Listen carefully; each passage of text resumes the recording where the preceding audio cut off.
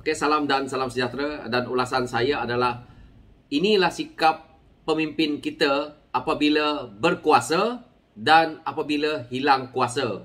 Begitu juga dengan isu budak kita menjadi anak saya. So, kita tonton dulu.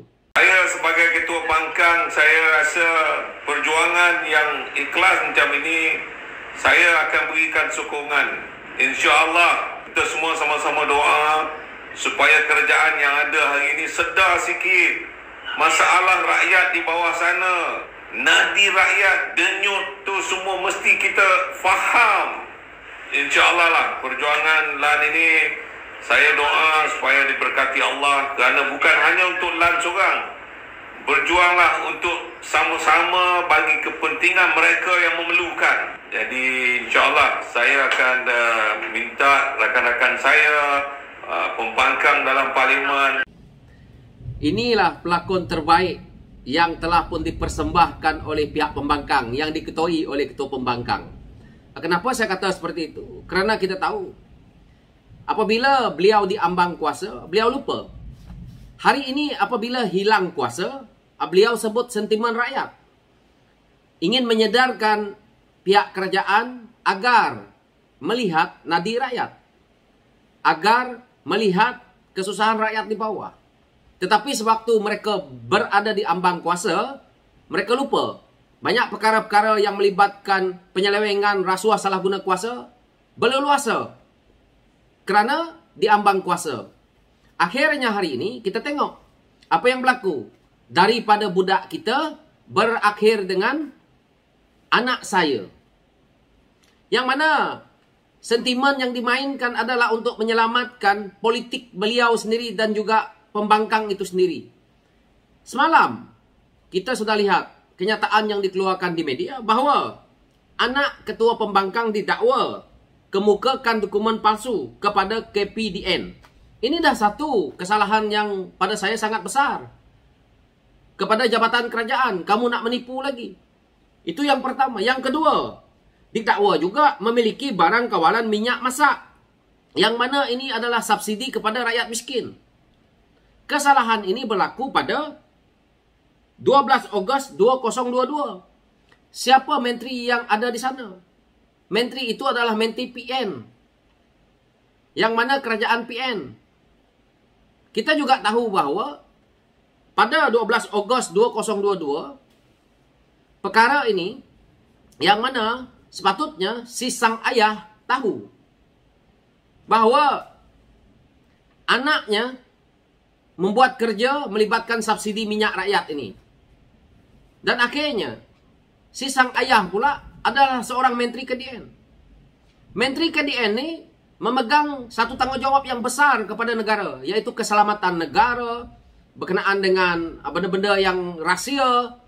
Jadi anak sendiri melakukan satu kesalahan besar kepada rakyat, mencuri subsidi yang sepatutnya sampai kepada rakyat miskin, melibatkan barang makanan lagi yang bakal menjadi darah daging kepada masyarakat. Inikah pemimpin? Hari ini kamu bermain dengan sentimen KWSP. Bukan begini caranya jadi ketua pembangkang. Ketua pembangkang sepatutnya memberi cadangan ataupun melawan kerajaan punya hujah dengan memberi satu fakta agar jangan rakyat keluarkan duit rakyat, tetapi kerajaan perlu membantu. Mungkin boleh dikatakan sebegini, contoh. Kerajaan perlu keluarkan satu dana yang khas untuk membantu rakyat yang susah ini. Contohnya begitu, tetapi jangan keluarkan ke WSP. Keluarkan hujah-hujah yang terbaik, bukan memaksa kerajaan memberi pengeluaran ke WSP kepada rakyat, yang mana itu duit rakyat, akhirnya rakyat tidak lama lagi jadi miskin lagi. Pihak pembangkang ini memang nak rakyat miskin. Apabila kemiskinan ini melanda mana-mana negara, maka politik itu terjamin.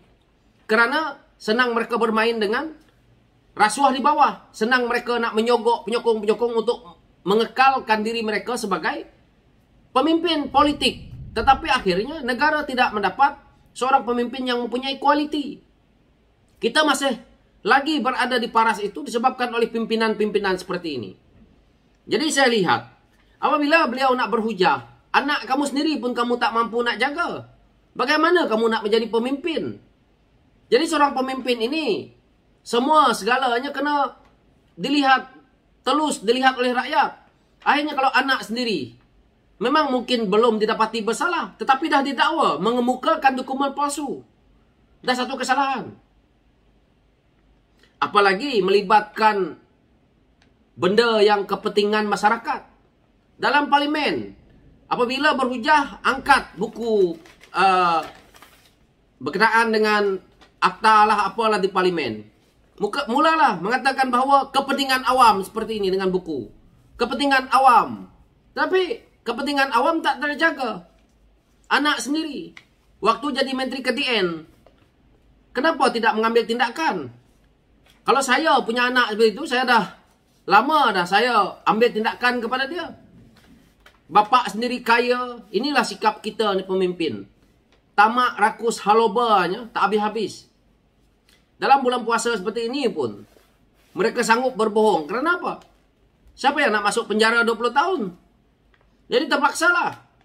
Apa terjadi, terjadilah. Tapi kita sebagai rakyat ni harus melihat.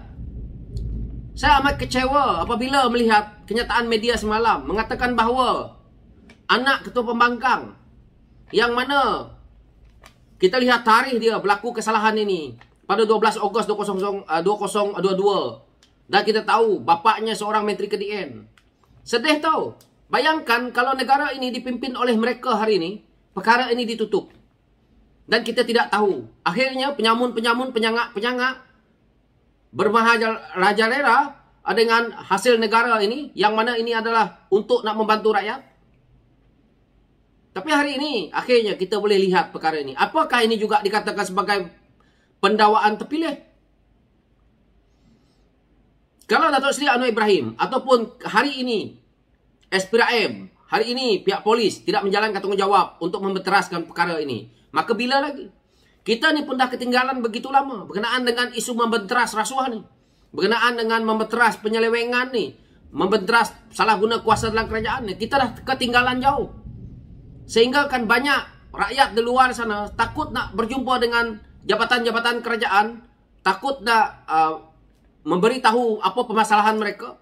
Kerana diabaikan selalu. Ini masalah yang paling serius dalam negara kita ini. Banyak isu-isu lain lagi. Saya boleh berkata seperti ini kerana saya ada punya pengalaman di negara jiran sebelah kita sana, iaitu Singapura.